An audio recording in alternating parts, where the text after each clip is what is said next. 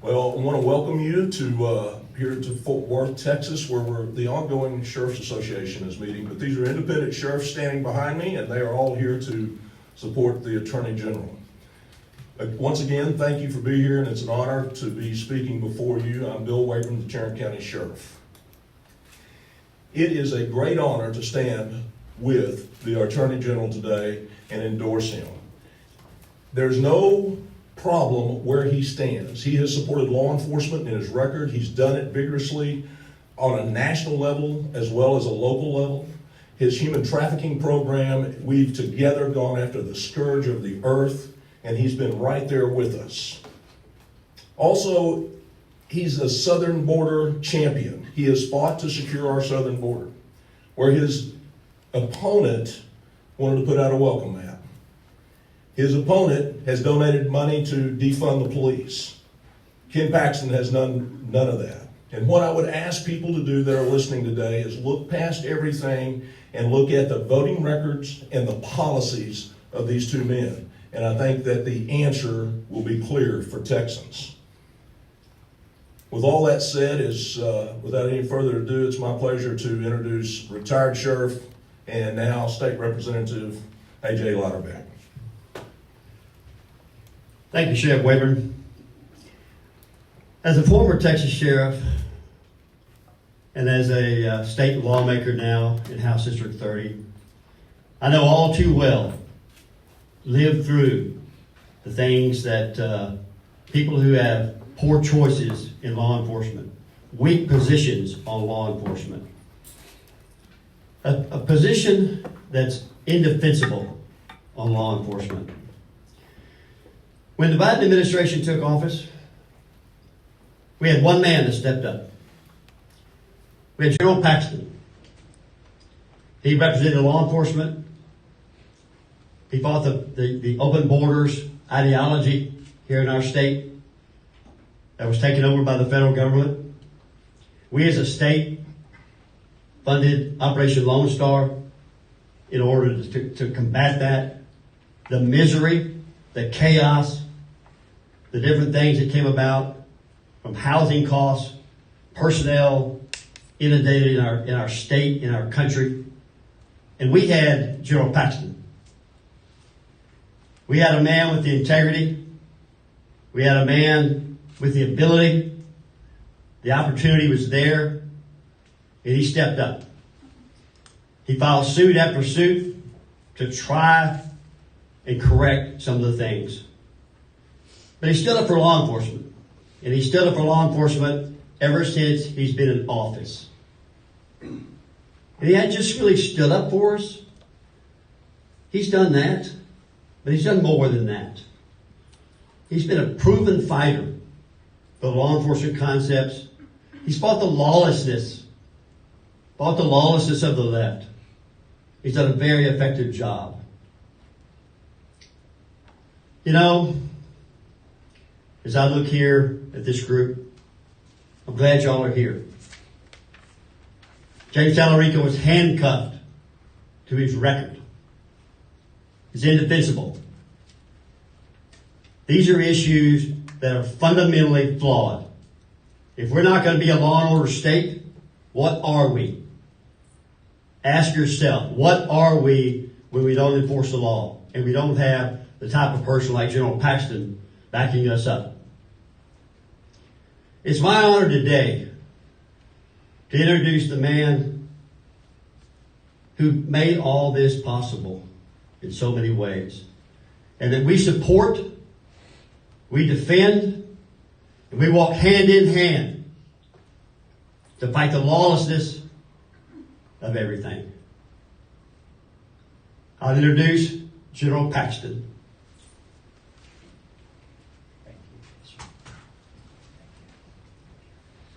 First of all, I want to thank Sheriff Waybourn and his county. What a great county. Sheriff Louderback, State Representative Louderback. Which one do I call you? Call you both. And for every one of you standing with me, I so appreciate you. I know what you guys go through, and I just appreciate that you guys are standing here with me. I've always believed that we have a responsibility to stand with our officers, always. Our law enforcement officers need to know that their elected officials have their back before they ever step into a patrol car, serve a warrant, respond to a domestic violence call, or confront a violent criminal. That has always been my philosophy, and my record reflects it.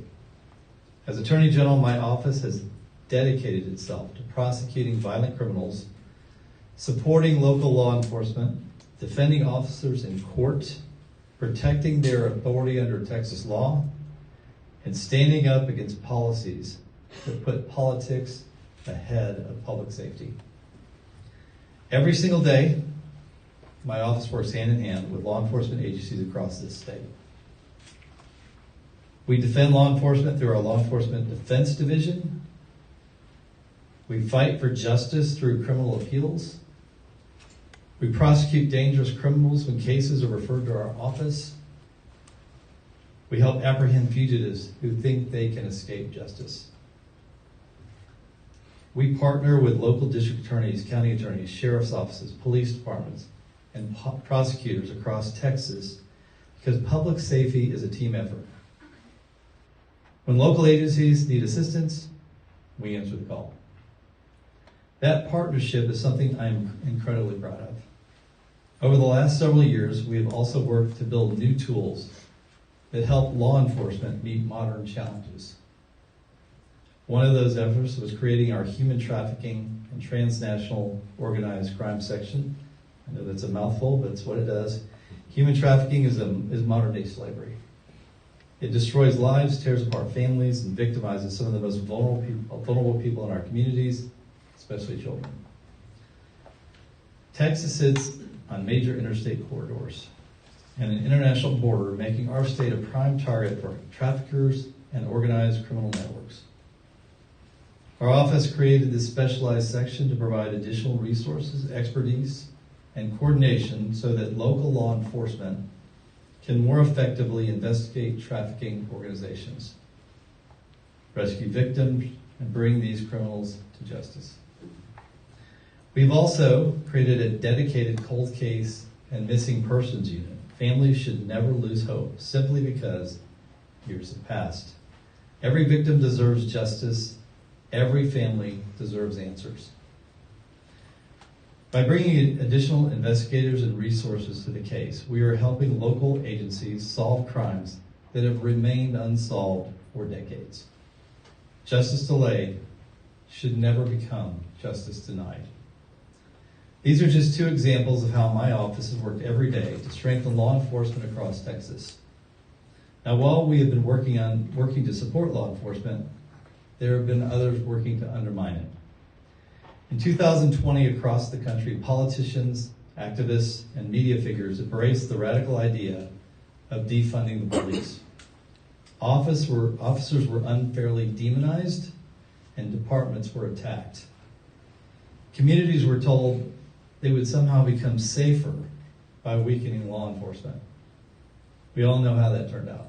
Crime went up, violent offenders became bolder, and communities became less safe.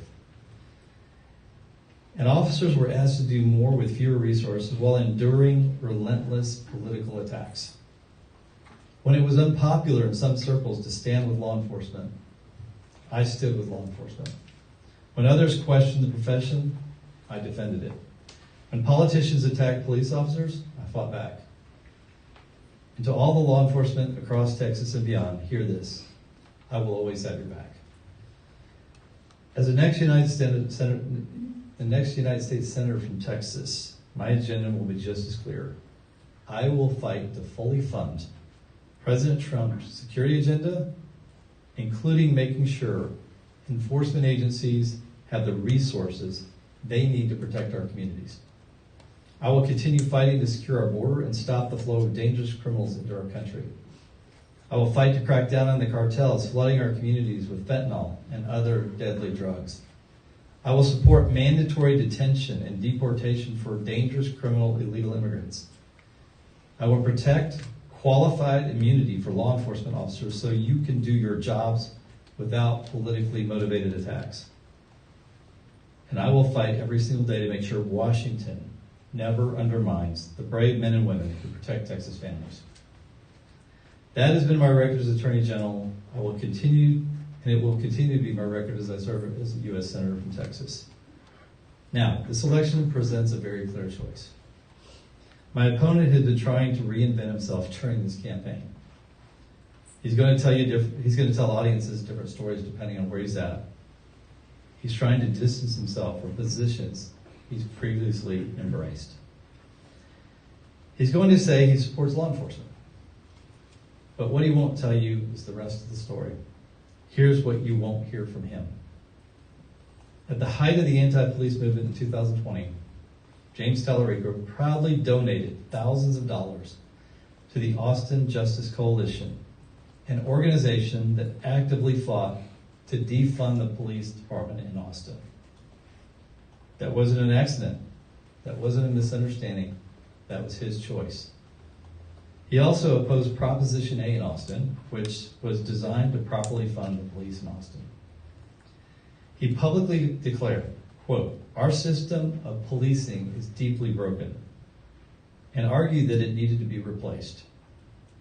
He later introduced legislation that would have gutted qualified immunity for law enforcement officers. His voting record speaks for itself. He voted against tightening bail restrictions for violent and repeat offenders. He voted against mandatory minimum sentences for human smugglers. He voted against designating the Mexican drug cartels as terrorist organizations. He voted against enhanced penalties for organized crime. He has publicly declared that prison is violence.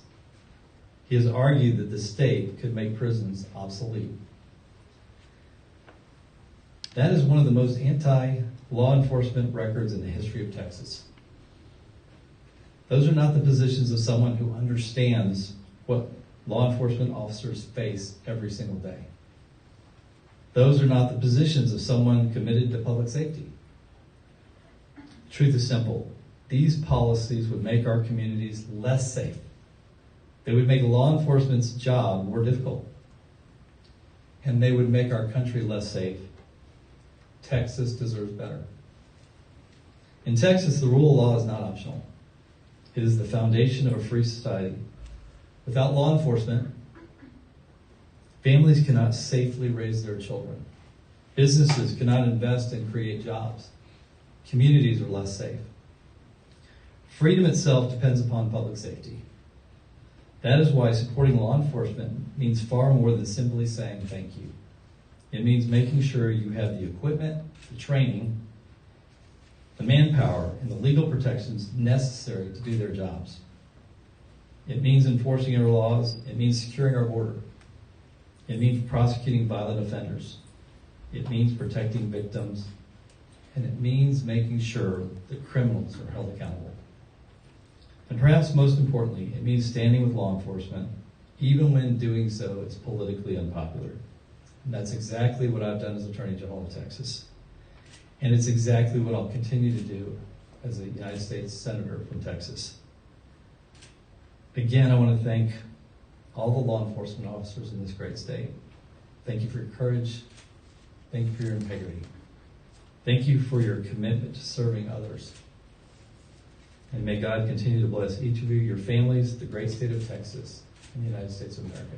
Thank you all for being here. I think we're going to take a couple of questions. We're going to do a couple of questions.